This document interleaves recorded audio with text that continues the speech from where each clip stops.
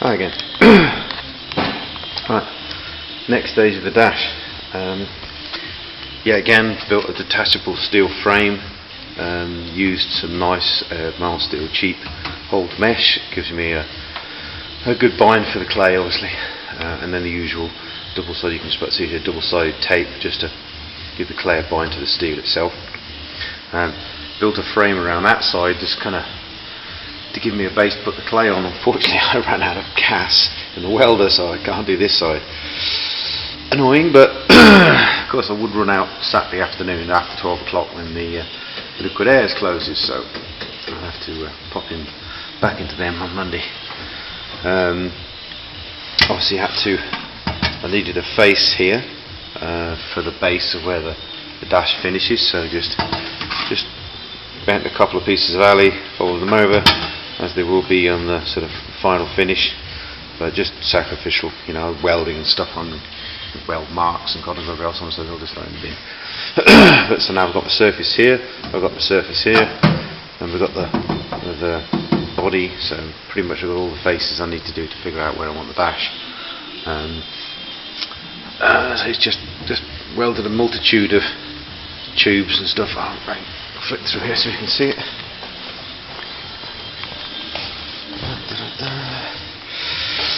It's another Death Race 2000 kind of weld job, but technically it's all just braced down the bottom, and then just strips of steel and strips of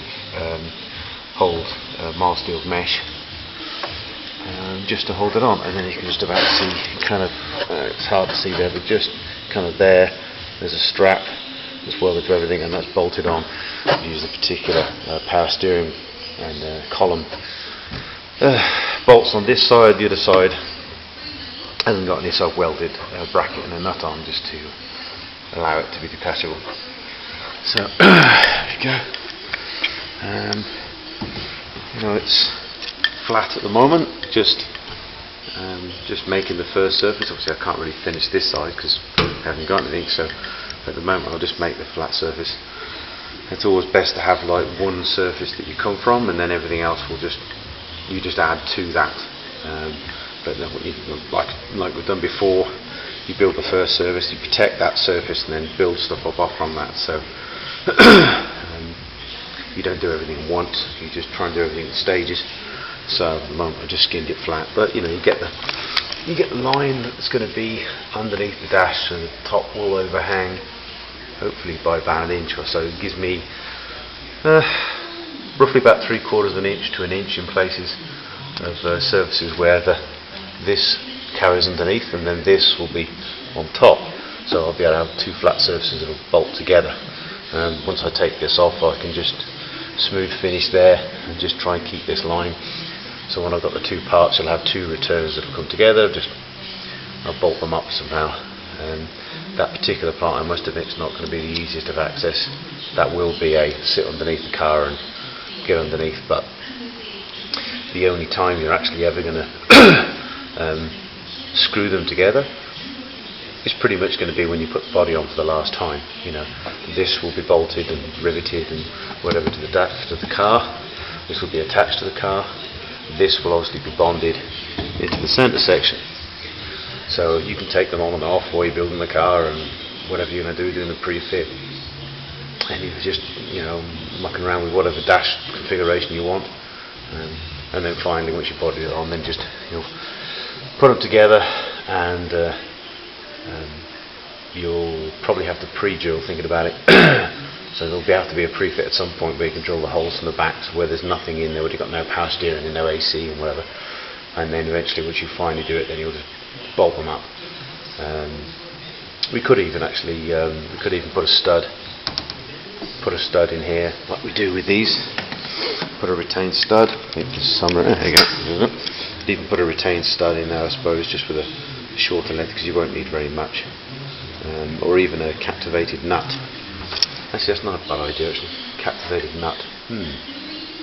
Yeah, I might just put a captivated nut or something in this side, so you can just screw from underneath. Save time to muck around with a nut and washer. It's always a pain. I much prefer doing one half. Yep. There you go. Development while videoing. There you go. So obviously I'm going to finish underneath here and round, and this is kind of shape is, it's not too dissimilar to an original dash, but at the end of the day you've still got the limitations of the cage, the body, you've still got the limitations of this point here. So if that's the same dash, this dash is, it's flat and 12 degrees or wherever it is. It's not a huge amount you can vary, so I'll just have to smooth it in. But like I say, at the moment I'm stuck without the gas, the welder, so finish this side off.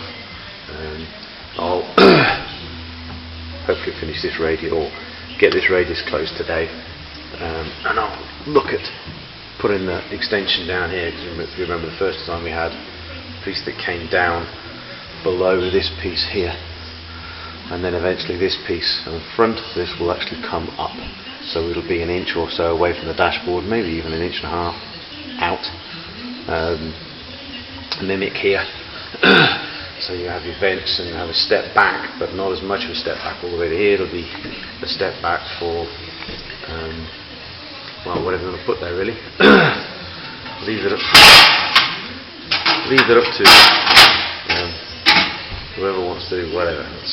I know what I'm going to put there, so we can put whatever I want now. You can see now, looking at this, what kind of distance you've got here. Somebody wanted to put a flat screen here, or a car PC, whatever the hell, huge sat nav. There's plenty of room here. Now we've got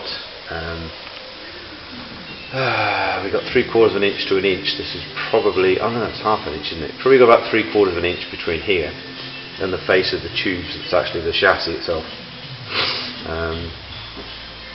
That's, with a slightly raised thing, you probably get an inch. So that surely should be big enough to put any kind of screens that people want to sink into that. Again, that's kind of optional. Passenger side, driver's side again, like I say, I'm going to have to build another binnacle that molts around it each side. So that's the progress on that so far. Oh, the seat. A while ago I did do a seat mould. Now when I did the seat mould, the return edge on here was a bit kind of wavy, and as much as that's exactly what this, obviously took the mould direct off the seat I had, I didn't like it. Just not enough of a return here. There's just not enough meat, and it's not smooth, and I just didn't like it. It just waved around. This is actually really nicely curved and round now. But to do it, we go back to the good old clay again. So this is the plasticine clay, not the hard styling clay. We use that so I can mould straight off of this. This is a non-sulphur. Doesn't go too well with the sulphur-based clays, but this is not so nice to mould. It's just more. It's just not so. It doesn't slick so well. So basically, we built up the edges with the plasticine style clay. So now I've got a nice big kind of 1.5 inch return all the way around. So I'm going to put this one will be obviously technically will be a seat, not a mould. Once I've took this one, I'm going to brace it, make sure everything's okay and everything's square, and then I'll take a fresh mould off of this new part. This is just curing now, so this is going to be I'll probably leave it till next weekend. There's no need to push it out at the moment. No rush for these things. So, and then I'll make a new mould, but the new mould will have a nice long return on here, so I can trim this back to wherever you want, and then technically you could even leave the larger return on most of it, up to the trimmer, I suppose. So that's that. That's about it for the moment. I've got another car coming in, possibly next weekend, so I may have to yet again stop building my own car, which is kind of a pain, but it's all it's all money in the pot to go towards the next one, and he's kind of a friend, so half of it's doing him a favour. That should take 3 or 4 weeks. Just some chassis modifications to a convertible to try and make it a bit more stiffer. So, but there you go, update. No, that's about it for mum. Speak to you later.